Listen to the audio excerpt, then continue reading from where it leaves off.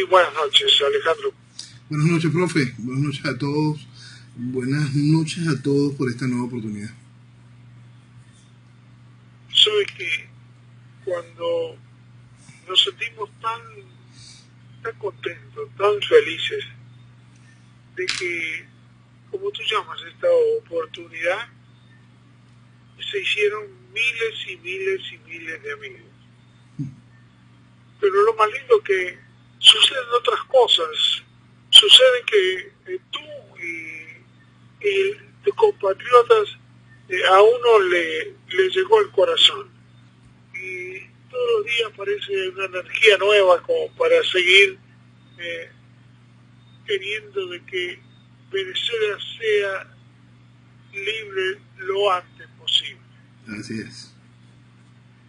Eso es lo que buscamos. Y decirte que qué es lo que tenemos o de qué, digamos, no sé ni qué preguntarte.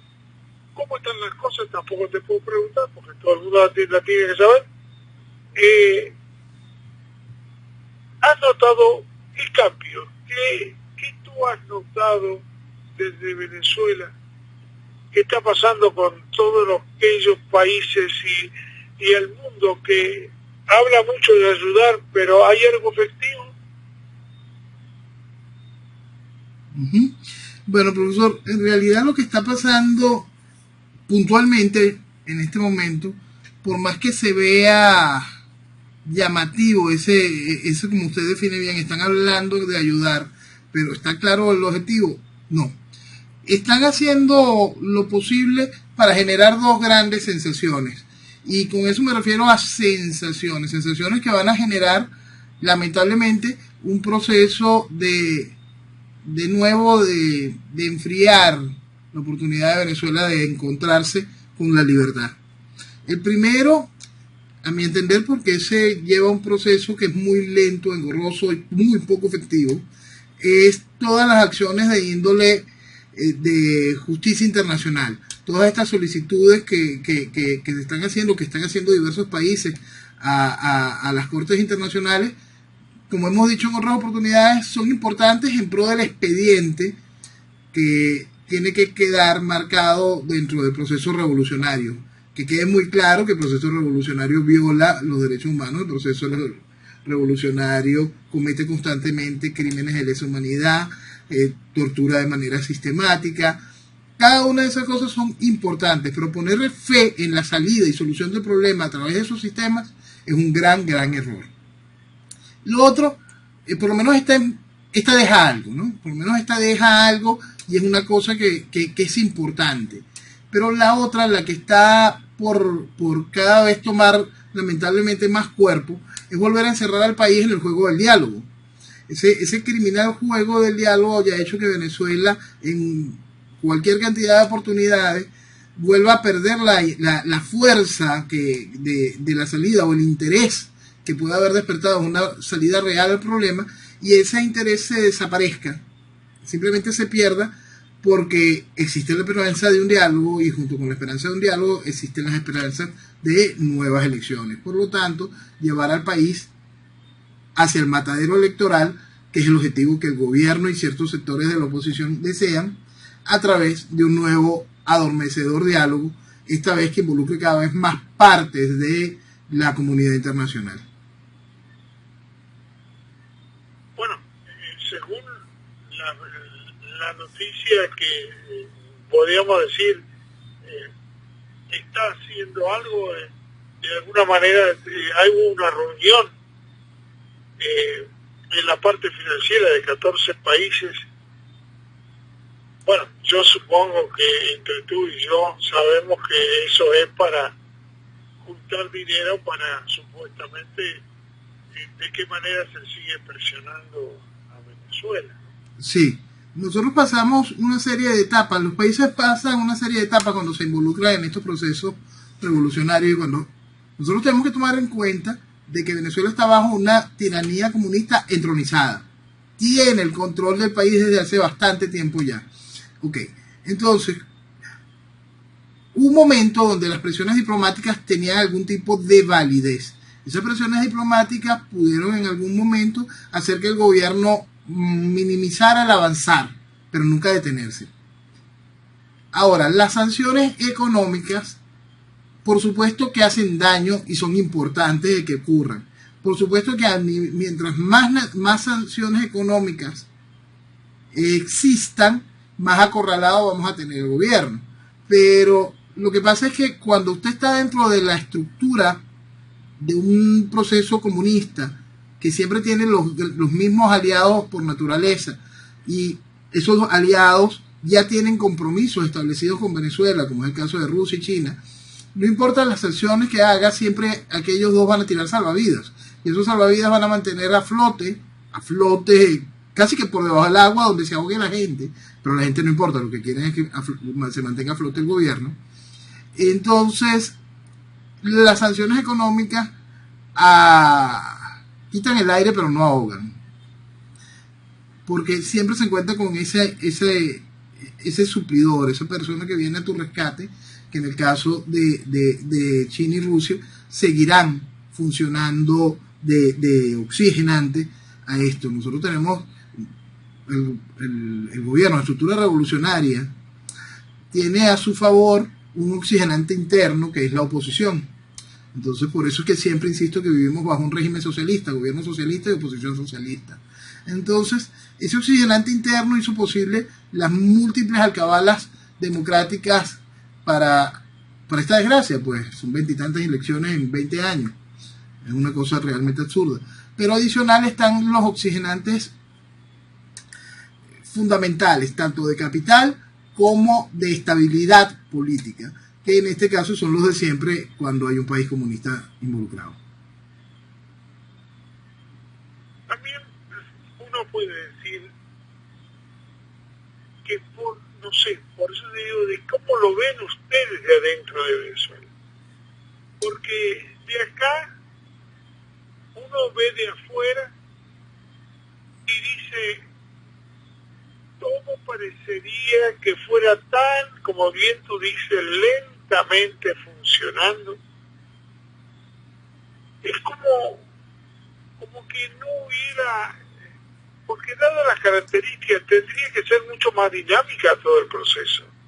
El dinero está, hay muchos países ya latinoamericanos que están en posición de apretarlo más a Maduro, y ahora yo digo, no hay ninguna reacción de las Fuerzas Armadas. Las Fuerzas Armadas venezolanas, profesor, dejaron de ser las Fuerzas Armadas venezolanas ya hace un tiempo. Las reacciones, lo que pasa es que aquí durante años se sembró un proceso de odio a la Fuerza Armada, ¿no? Se estimuló el odio a la Fuerza Armada, y así se fue cerrando la única puerta hacia una salida real. Mientras le mentían al país y le decían al país, mira, tu salida es democrática, no puede haber un golpe de Estado, la parte de la Fuerza Armada que no se quería entregar fue desplazada, fue perseguida, y el resto fue corrompida. Entonces, corrompida de manera realmente salvaje. Eso lo hizo extraordinariamente bien Chávez para lograr construir una milicia pretoriana y acabar con lo que alguna vez fue una de las Fuerzas Armadas más efectivas contra el comunismo. Entonces, la Fuerza Armada venezolana, igual que cualquier estructura institucional de Venezuela, fue permeada, corrompida, destrozada, destruida por el chavismo, de una manera eficiente, de una manera altamente capaz. Entonces eso, Venezuela no cuenta hoy con una Fuerza Armada que tenga la capacidad suficiente de darle un vuelco a esta situación. Eso lo perdimos. Lo perdimos, de nuevo, repito, mucho porque se le sembró al país un sentimiento de animadversión hacia la Fuerza Armada. Algo que es bien interesante en el caso venezolano es que antes de los primeras intentonas militares de Chávez, cualquier encuesta en el país podía reflejar que la Fuerza Armada contaba con un respaldo de la población cercano al 90%. Eso se perdió y lo único que está cerca del 90% en relación a la Fuerza Armada es el rechazo. La gente ya ahora no solo es la parte de te inculqué el odio a la Fuerza Armada, sino que ya hay razones para tener grandes incomodidades. y simplemente no tener esperanza hacia la Fuerza Armada como institución. Vuelvo al punto, como institución. ¿Qué es lo que pasa y lo que hay dentro de la Fuerza Armada? Dentro de la Fuerza Armada queda lo mismo que queda en el resto de los venezolanos. Facciones. Facciones, muchas de ellas claras frente a la situación, pero ausentes de liderazgo y con poca capacidad de acción. Facciones, muchas no tan claras y por supuesto infiltradas por estructuras políticas y comisarios políticos del gobierno y estructuras políticas que dicen ser de oposición, que no hacen otra cosa que retardar las acciones o anunciarlas, entregar a los participantes de cualquiera de esas acciones, eventuales acciones que pudieran traer avances en la vida de la libertad. Las Fuerzas Armadas de Venezuela, al igual que el resto del panorama institucional de Venezuela, dejó de serlo. Venezuela no cuenta con ningún tipo de institución dentro de lo que significa institucionalidad, dentro de lo que significa valores, más allá de valores democráticos, valores de país. En Venezuela eso no hay. Entonces, esa es una realidad que tenemos que asumir y eso es lo que abre las puertas a ese pedido de ayuda, de entender la realidad de ese pedido de ayuda y la urgencia de ese pedido de ayuda. Venezuela está indefensa, presa de un proceso tiránico comunista. Ese proceso tiránico comunista acabó con todas las barreras existentes y entre las barreras que acabó con la Fuerza Armada y la convirtió en una milicia pretoriana comunista. Existe de alguna manera, a ver, ¿cómo te sientes? Tengo que preguntártelo porque yo creo que si hay alguna reacción entre la gente del pueblo, se puede hablar, hay tendencias a agruparse, ¿hay alguna reacción? Hay reacción. ¿O se está adormecido? Hay reacción, profesor, y por supuesto hay mucho adormecimiento. Y hay miedo, profesor, hay miedo porque son 20 años, no es cualquier tontería. Más bien, el país increíblemente continúa siendo realmente irreverente a muchas cosas, pero aceptando las otras, porque el gobierno sabe tirar la piedra lejos y la gente esa piedra lejos la discute, pero no se da cuenta cómo va avanzando el corredor, cómo se van robando las bases sin atender la realidad de lo que va haciendo el gobierno. Y por eso es que está aquí. Vemos casos frente a este proceso que son realmente aberrantes. Nosotros estamos viendo ahorita el avance en el control de la venta del combustible, ¿no? El control de la venta del combustible para que todo el mundo tenga que no solo cargar la marca de la bestia, el carnet de la patria, sino terminar de sumir al país en mayor caos, en más maneras de tener a la gente con la cabeza gacha, suplicando, esperando la buena voluntad del régimen comunista para que te deje respirar. Entonces, en el interior del país, donde ya esas reglas en distintos estados las están haciendo sentir, hay procesos de micro revueltas, micro reacciones.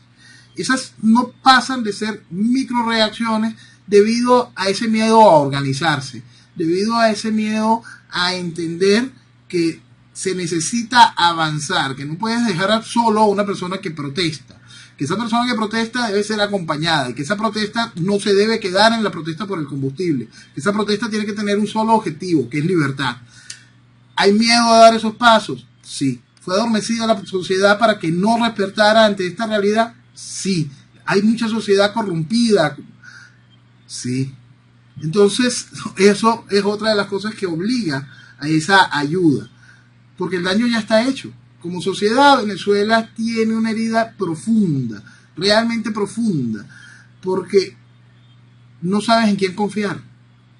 No puedes confiar en nadie, porque seguramente de algún lado, bien sea porque está infiltrado desde hace tiempo en tu entorno, o porque ya el hambre le apretó, es una persona con la que en realidad no puedes contar.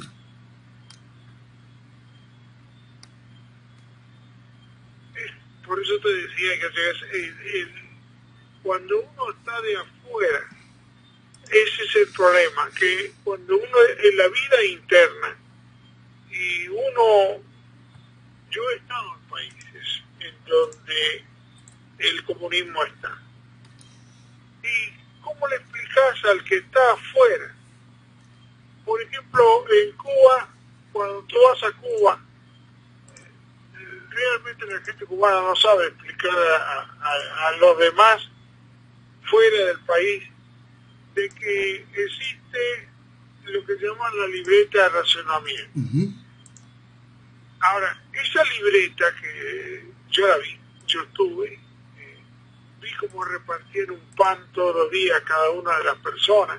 Sí. Y que el pan ese, como no lo explica, piensa que se lo regalan. No, tienes que sudarlo. Y que no se lo regalan, tienen que pagarlo y se lo anotan en la libreta y más no pueden comprar más que ese pan. Igual que los otros productos, no se los regala. La libreta no es un regalo, en el caso cubano. Tienen que pagarlo. Y así es en todos lados, profesor. Aquí existe esta cosa que es el CLAP, que la gente la ve como un beneficio, que son estas bolsas de comida o cajas de comida que el gobierno vende.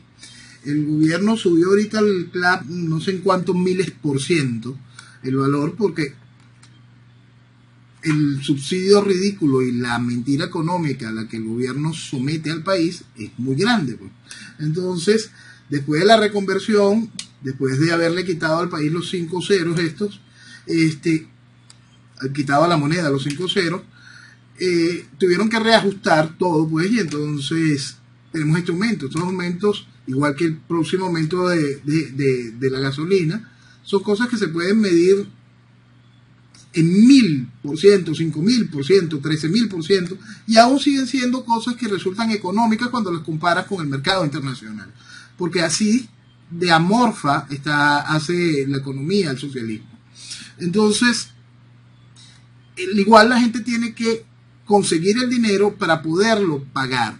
En el caso de esta estructura de los CLAP y cada una de estas cosas, generan nuevos nichos de corrupción, nuevas deudas, nuevas presiones, gente que paga y no recibe su compensación o la recibe incompleta, gente que paga y simplemente se les ríen en la cara. Ah, ¿tú creíste que éramos nosotros los que te vendíamos eso? Pues no. Y hacen cualquier cantidad de cochinada con la gente que en su desesperación, porque el acceso a los alimentos básicos en sí, para muchos sectores de la sociedad quedan limitados a ese sistema, quedan limitados a esa estructura. Y lo que entonces generas, aparte de hambre, generas dependencia y esclavitud, esperando ese milagro por el cual pagas.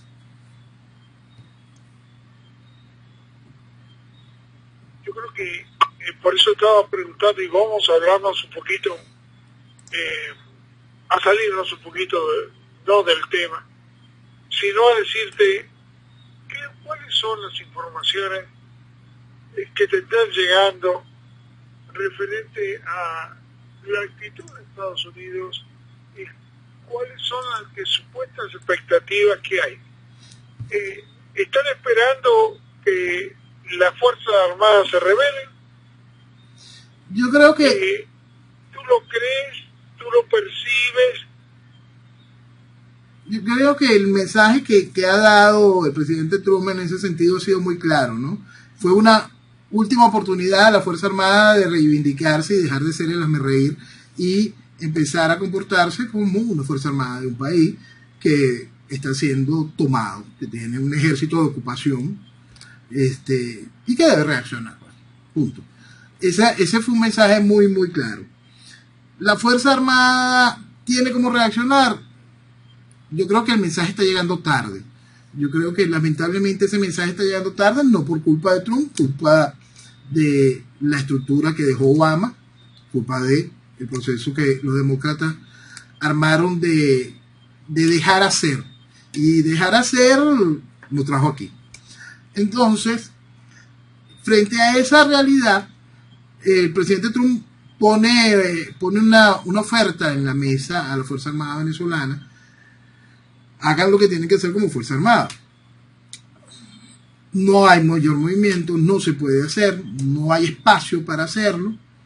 Algún tipo de información manejarán ellos donde les digan que sí existe algún tipo de estructura. Esperemos que ese mensaje no sea de contrainteligencia y que terminen de afinar la realidad de la información de lo que sucede. Ese afinar la realidad de la información de lo que sucede puede tener un gran avance con lo sucedido esta semana. Esta semana fue aprobado el nombramiento como subsecretaria de Estado especial para de la, ¿cómo se denomina esto? Para Latinoamérica, pues para Latinoamérica. Ya el Senado aprobó el nombramiento de Kimberly Breyer. Ella es una mujer que maneja inteligencia, es una mujer que está muy clara frente a lo que significa contrainteligencia, espionaje, informaciones cruzadas. Es una mujer que ya tiene su pasantía por la CIA y tiene su pasantía por Latinoamérica y una muy fuerte pasantía en Brasil. Un nombramiento, una propuesta que puso la administración Trump en marzo ya y está recibiendo ahora la aprobación por el Senado, que tenía como una visión muy clara sobre lo que venía en Brasil y una visión muy clara de cómo ir rodeando la estructura del Departamento de Estado de un nuevo entendimiento de la realidad latinoamericana. Entonces, son señales positivas en ese sentido, son señales realmente interesantes en ese sentido, porque ya se basa en un conocimiento real de nuestra situación y nos alejamos cada vez más rápido de ese daño terrible que le hicieron personas como Thomas Shannon a Venezuela, personas que hicieron posible que esta estructura cobrase tanto cuerpo como el que tiene. Fíjate, porque las versiones que puedan llegar de distintos ángulos, tanto del ámbito comunista o del ámbito no comunista, da la impresión, supongo yo, que ya Colombia tiene unas cuantas bases norteamericanas. Los chinos dicen que tiene como 14, Estados Unidos dicen 5 o 7 bases norteamericanas alrededor. Ya Venezuela y Cuba fueron a hacer, parece, ejercicio militar en la frontera con Colombia.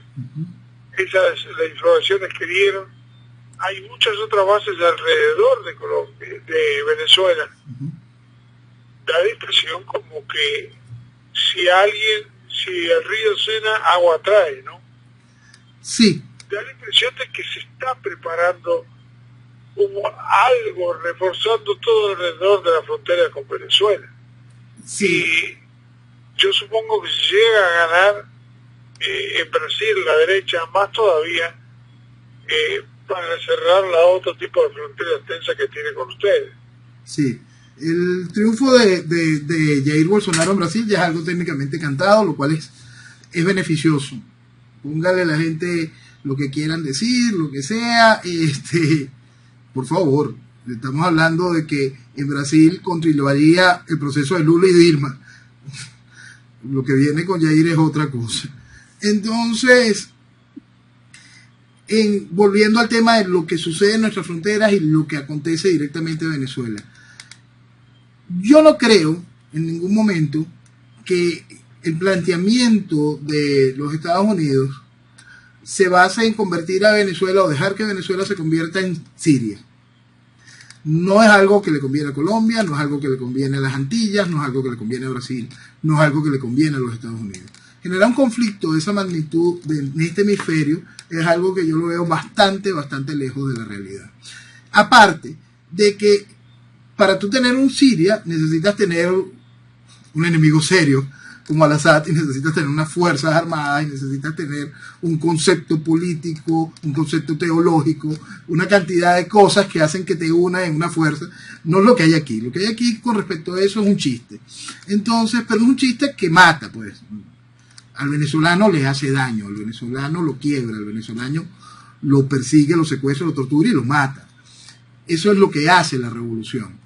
Y más cuando el venezolano no tiene cómo accionar.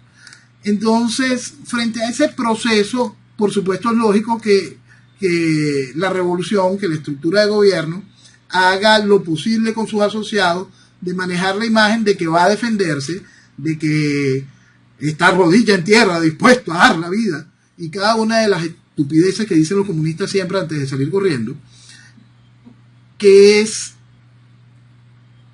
que en ese caos, por supuesto, van a hacer daño, van a generar destrucción, sí, es lógico, pero que nos vamos a enfrentar a una situación que requiera un despliegue extraordinario de tropas, no. Yo creo que nosotros nos enfrentaríamos a una acción que, de ser efectiva, inmediatamente contaría con un proceso en que lo que queda de las Fuerzas Armadas se pliegue a la construcción y reposición del orden, y de inmediato a un proceso de minimizar al enemigo interno, de someter a la estructura armada que el gobierno va a dejar para generar inestabilidad. Cada una de esas cosas tomarán el orden lógico de cuando se presenta un proceso que triunfa, porque el venezolano juega ganador. Es una cosa que puede sonar ridícula, ¿no? El venezolano puede sentir lástima y empatía por el que está mal, y eso es algo que le ha hecho mucho daño como sociedad, porque esa empatía hace que lleves de repente a el presidente obrero y le des esperanza a cosas tan absurdas y criminales como esta.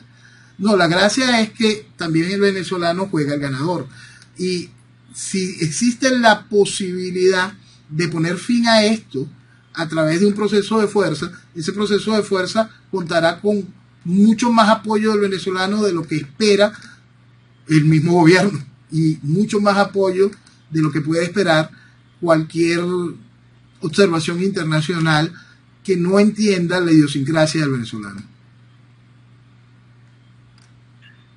Por eso, según lo que, digamos, después que supuestamente pueda caer Venezuela,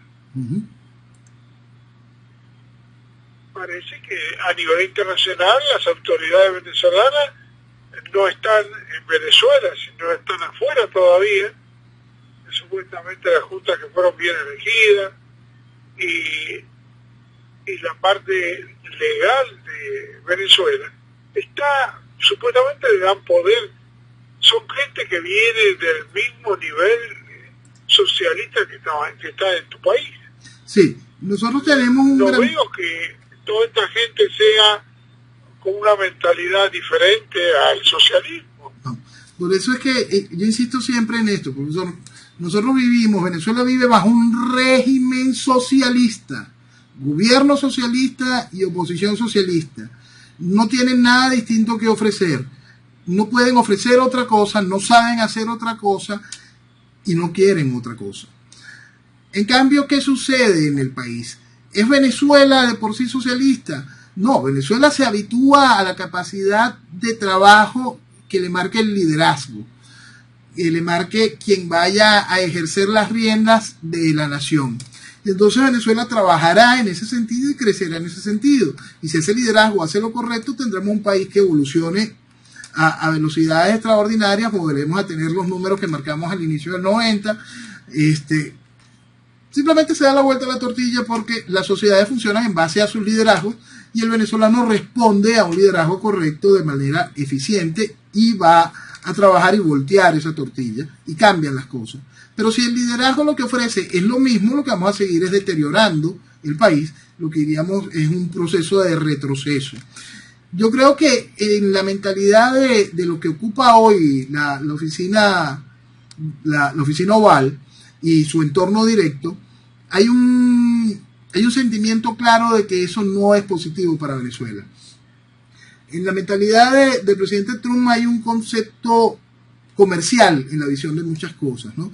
Y a mi entender él ve a Venezuela como la deberíamos de ver muchos venezolanos, en el sentido de que Venezuela es un extraordinario negocio, un negocio maravilloso que puede darnos a nosotros el mejor de los futuros y entregarle a nuestros hijos un mañana de éxito. Entonces, cuando eso se entiende así, y cuando tú tienes un negocio que es tuyo, te duele, lo quieres, lo cuidas, lo desarrollas, buscas lo mejor para que crezca y que eso dé las mayores oportunidades de riqueza para todos los que están contigo en ese proceso, es decir, para todos los que son venezolanos o aman esta tierra. Eso funciona y eso es lo que hace que un país con este potencial extraordinario que tiene nuestra tierra despegue y de una manera tan fácil, a pesar de lo destruido que está. Entonces, yo creo que hay mensajes y oportunidades claras que tenemos que tomar y hay mensajes que son muy dañinos que tienen que ser observados. Frente a ese proceso de lo que usted está diciendo, toda esta gente que está afuera, hablando el mismo idioma de lo que habla esa oposición que hizo posible esta desgracia, que no es otra cosa que el mismo idioma de lo que hablaba el gobierno, que no es otra cosa que ese idioma socialista, no solo hace ese daño, sino va sembrando cosas peores, profesor.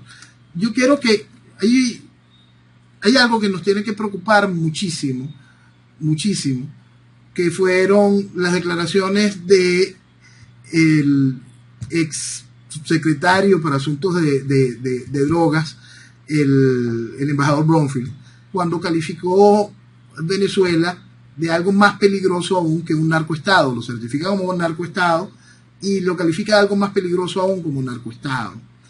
Si la gente empezara a entender lo que significa esas declaraciones del hombre del cargo que ocupaba,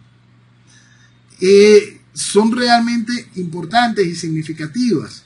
Son parte de una realidad que se está entendiendo por fin de una manera más clara, la cual es una realidad vieja y ocultada por esa oposición socialista. Porque el proceso de narcotráfico bajo el cual está sometido Venezuela no es nuevo. Siempre es importante recordar cómo nace el Foro de Sao Paulo. Es la unión de partidos comunistas con la guerrilla narcoterrorista colombiana. No hay que ser un genio para buscarle vueltas a qué iban a hacer. Entonces, esa es la realidad de lo que tenemos. En el caso de Bromfield, un hombre que fue embajador en Venezuela por 3 años y tanto, que fue embajador en Colombia por 3 años y tanto, conoce muy bien ese tejido, entiende cada una de las posiciones de poder, entiende cómo ese poder fue tomando la estructura política venezolana, cómo la estructura política venezolana se fue apoyando la estructura económica de los carteles de la droga, cómo se lavó dinero con nuestras empresas, cuánto daño se ha hecho.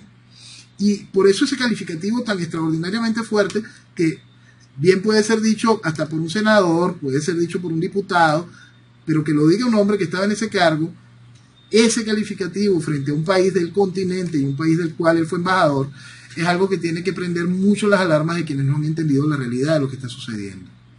Otro asunto que tiene que preocuparnos viene desde un proceso interno y una cosa que tiene que generar muchas preguntas, profesor.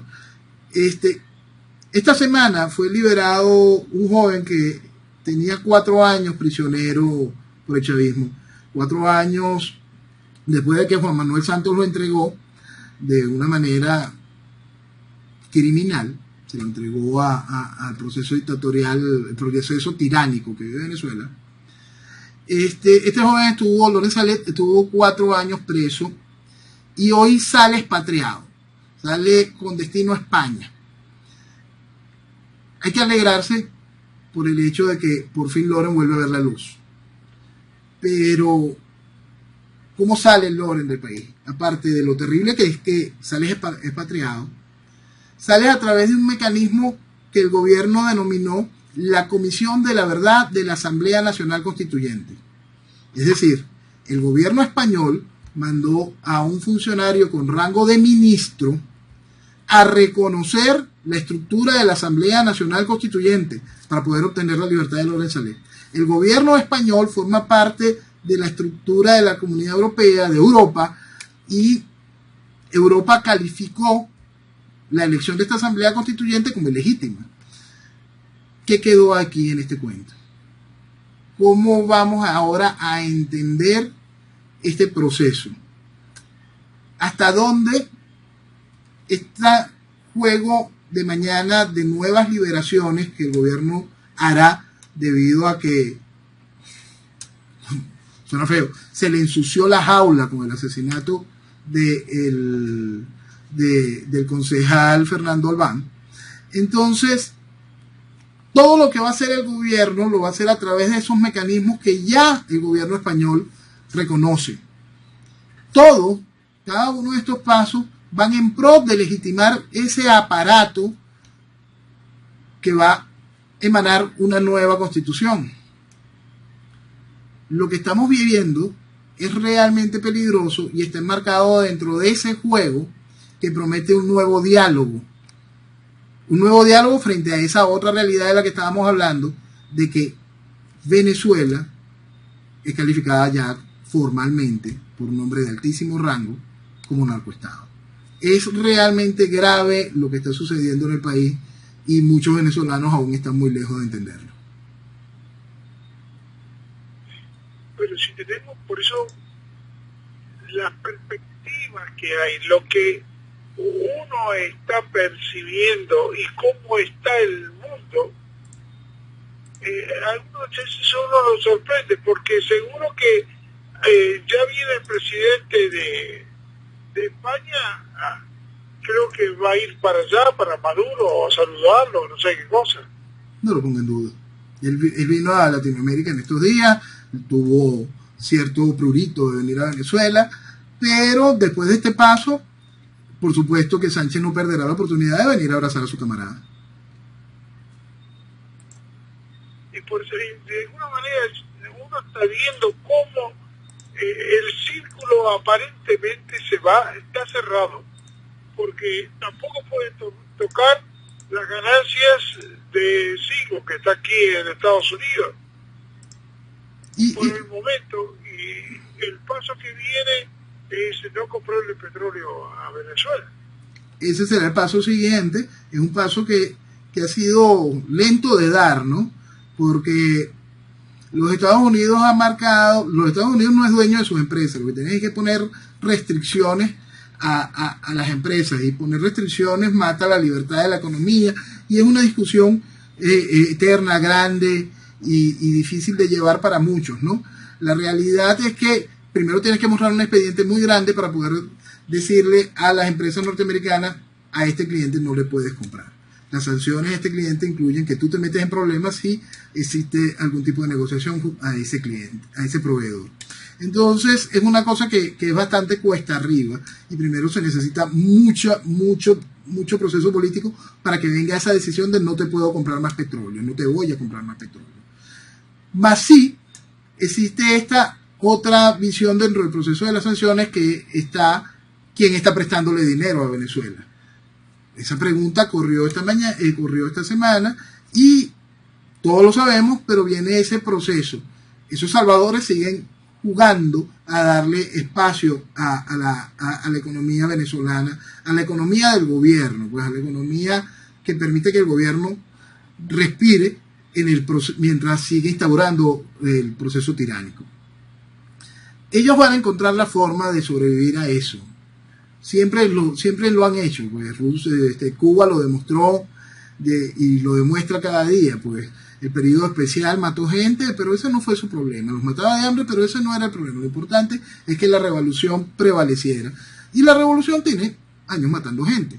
Entonces, ¿cómo eso se detiene en un país como el nuestro? ¿Cómo eso llega a su fin en un país como Venezuela? Solo cuando se entiende esa necesidad de ayuda, y solo cuando esa necesidad de ayuda cumple con un requisito fundamental, cumple con un liderazgo que pueda accionar en conjunto con esa ayuda. Y es allí donde Venezuela tiene la gran caída, la gran falta. ¿Está listo ya ese liderazgo? ¿Está presta ya esa vanguardia? ¿Se está entendiendo esa vanguardia con la eventual ayuda? Son preguntas que nos generan una incógnita, porque una incógnita fea, porque en realidad yo creo que dadas como están las cosas, están planteadas varias alternativas. O sea, yo no creo que estén dadas las condiciones en que están en este momento que le favorece a Venezuela, porque dado el problema que hay con China, ya lo de China están, a China no se le está perdonando nada, y ya es lo que de alguna manera hoy, esas son las informaciones que nos vienen de distintos lugares. Y si China persiste, hay un gran motivo para que Estados Unidos intervenga. Así, ligeramente. No creo que le vaya a permitir ni a Rusia, ni a China, ni a Irán posesionarse de Venezuela. Esa es Si llegan a cometer ese tremendo error, entonces sí que no creo que se verá obligado a Estados Unidos ya no por, diría entre comillas, no por Venezuela, sino de la forma estratégica de que no se queden con el petróleo. Imagínate tú, el mayor exportador de petróleo de Venezuela. Y más allá de eso, es volver al esquema de la doctrina Monroe. Es América para los americanos. Es un punto fundamental, es un punto que la gente no termina de comprenderlo, pero eso es lo que ha mantenido este continente en avance y técnicamente libre frente a lo que uno ve en Asia, lo que uno ve en África, que uno ve tanto retraso, tanto daño, tantos efectos negativos, todo el daño que nosotros vivimos durante el tiempo de la Guerra Fría, en el sentido de la inestabilidad en Centroamérica, en los procesos en el proceso cubano. Hay que recordar ese terror que se vivió durante los 3 días del asunto de los misiles. Son cosas realmente complicadas que la gente no tiene noción de lo que vivimos y a dónde nos llevan estos procesos. Estos procesos traen para los países, si los países se vuelven tan irresponsables como ha sido Venezuela y pierde su autoridad de llevar de manera clara y consciente dentro del concierto de las naciones su destino, pasas a quedar como ficha de cambio dentro de este tipo de juego. En el caso de Venezuela, Venezuela tiene la grandiosa ventaja de que está en este continente, tiene la grandiosa ventaja en este momento de que está Trump en la Casa Blanca, tiene la grandiosa ventaja de que está próximo a ganar Bolsonaro y que el Foro de Sao Paulo ha llevado heridas reales a nivel político en el continente después de que habían avanzado tanto. Entonces eso nos trae partes positivas. Las partes muy negativas están en que estos gobiernos que lograron salir de la órbita del Foro de Sao Paulo tienen increíbles problemas internos porque estaban bajo un proceso socialista que acabó con su proceso institucional, pues, y por supuesto les cuesta muchísimo volverse a encaminar y no pueden dedicar la ayuda real necesaria para salir de nuestro problema. También tenemos en contra la realidad que sufre España, que influye muchísimo sobre la situación política de Venezuela. Y más allá del daño directo que ejecuta Zapatero, ahora cuenta con que su propuesta de mantener a Maduro está en el gobierno también y le necesitan en el gobierno español. Entonces, Venezuela tiene que ser muy seria frente a la realidad que está viviendo para poder encontrar el camino correcto. Y el camino correcto está en dejar de creer en tonterías y entender que existe una sola vía, gústete o no te guste. Negar que esa vía venga es negar el futuro de Venezuela, es negar el futuro del país, es negar el futuro de la libertad. Una pregunta, Noel, ¿por qué todos los dictadores siempre hablan de magnicidio? ¿Se creen tan importantes de que alguien quiera asesinarlo? Bueno, en realidad sería un tiranicidio, no un magnicidio. Bueno, pero es recurrente. Es que es evidente. Todos ellos hablan de eso. Claro, ellos saben que están haciéndolo mal y saben que todo el mundo quiere matarlos, es lógico. Si lo hicieran bien no tuvieran ese problema. Ellos están muy conscientes de que lo que se busca es salir de ellos, ¿no? Entonces, por supuesto, Ah, que está ahí un triquitraque en una esquina y ellos digan, ay, me quieren matar. Claro, ellos van a llevarlo y tendremos los 600.000 intentos de homicidio que tuvo Fidel y todas esas cosas de lo de siempre, ¿no? Pero si hicieran las cosas de manera correcta y tuviesen respeto, ellos van a vivir con eso y van a transmitirlo. No lo usan como lo usaba Fidel, como para que los demás son enemigos de él, que hace las cosas bien. O, por ejemplo, el tema que en Cuba lo decían siempre, que ya nos van a invadir, y como Diosdado ahora está diciendo que se levantarán de norte a sur para defender a la patria contra cualquier invasión.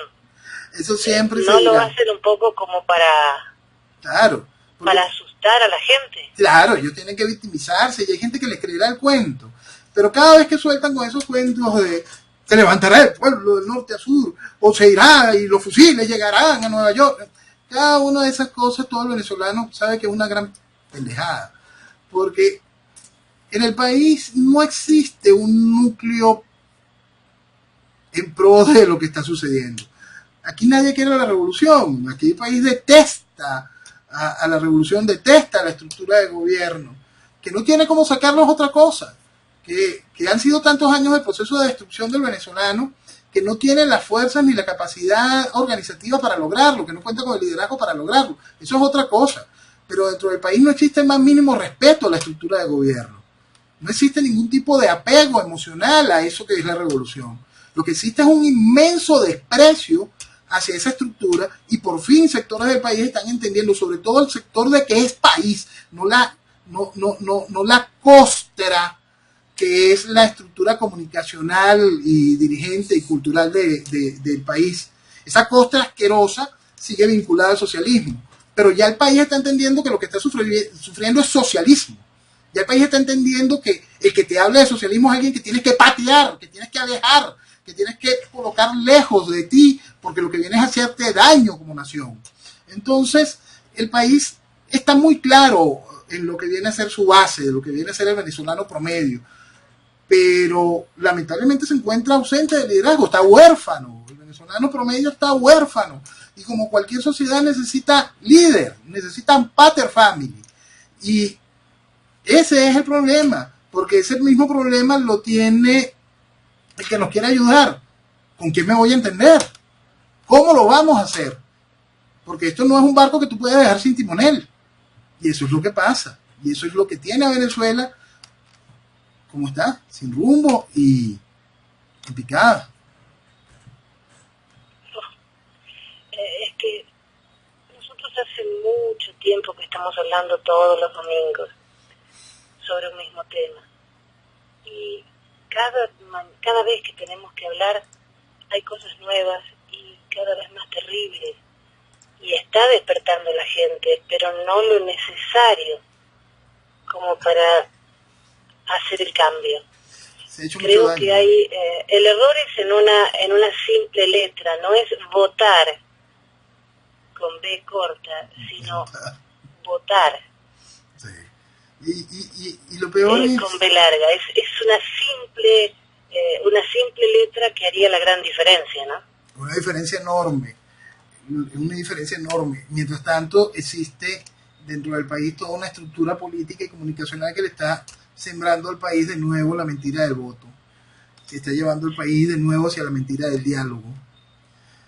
Noel, eso de verdad duele. Que todavía haya opositores que sigan promoviendo que la elección es la salida, que tenemos que demostrarle al mundo que no los queremos. Pero ¿quién cuenta los votos, por Dios? No solo quién cuenta los votos. ¿Qué otra explicación necesita el mundo de que el venezolano no quiere al chavismo? Mira, Jenny, el 2004 certificó esa realidad. Aquí se volteó el resultado de esas elecciones. Y de la manera más palpable se siente en cada elección que el chavismo dice que gana. Aquí nadie celebra absolutamente nada. Cada elección es un amanecer muerto, porque el país sabe que es otro escalón que tomó en el cadalso, es otra cadena más en su grillete, es todo lo negativo, porque el país lo sabe y el mundo por fin lo entiende. Mira, Jenny, nosotros vivimos bajo un proceso de fraude constante electoral. Ese fraude electoral quedó certificado científica y académicamente en el año 2004, Jenny. 2004. Y después de eso hubo 20 elecciones más empujadas por esa misma oposición y aplaudidas por esa costra de la que hablábamos hace rato. Entonces, por fin el mundo entiende eso, y a mí me cuesta aún muchísimo, de verdad, y es una cosa que preocupa, cuando algún personero internacional de nivel recibe a los que hicieron posible esta desgracia, a los que obligaron al país, a los que se visten de, no, yo soy el presidente de la Asamblea Nacional, yo fui el presidente de yo no sé qué cosa. Tú hiciste posible esta desgracia, tú lo hiciste de manera consciente. Entonces, llegamos aquí, fue con eso. Tuvimos la oportunidad de tener el padrón Maizanta. Sí. Apartheid, crimen de lesa humanidad. Teníamos compañeros en la radio donde estábamos antes, venezolanos, que habían votado en Miami. Les pedimos el número de documento y por supuesto que habían votado acá en contra. Y en el padrón salía que habían votado allá a favor. Claro. ¿Quién puede creer? Pero eso hace años. O sea, 2004, hace mucho. ¿Quién puede creer que un país va a hacerse tanto daño de su propia mano? El venezolano, yo siempre quiero recordarle a la gente, porque todo el mundo dice, no, mira, el argentino que votó por Chávez. Chávez ganó en 1998 con menos votos de lo que había obtenido Jaime Lucinchi 15 años antes. Con un padrón electoral de 11 millones, Chávez sacó menos votos de lo que había obtenido Jaime Lucinchi con un padrón electoral de 6 millones de votos. Pero los medios de comunicación, la estructura comunicacional, le dijo al país que Chávez contaba con el 80% de aprobación. Eso nos trajo aquí. Esa mentira nos trajo aquí. Aquí hay muchos culpables de esta desgracia y va mucho más allá que lo que son gobiernos. Aquí no se llega a este nivel de destrucción y de control social de la población sin todo el apoyo asqueroso de eso que llaman oposición. Noel, se nos fue el tiempo, se vuela hablando contigo. Perdona. No, por favor, ojalá pronto podamos entrevistarte para hablar de cosas mejores, de cosas más bonitas, de por fin lograr que vuelvan a ser ustedes el faro de América. Perdonen, el país duele. Buenas noches.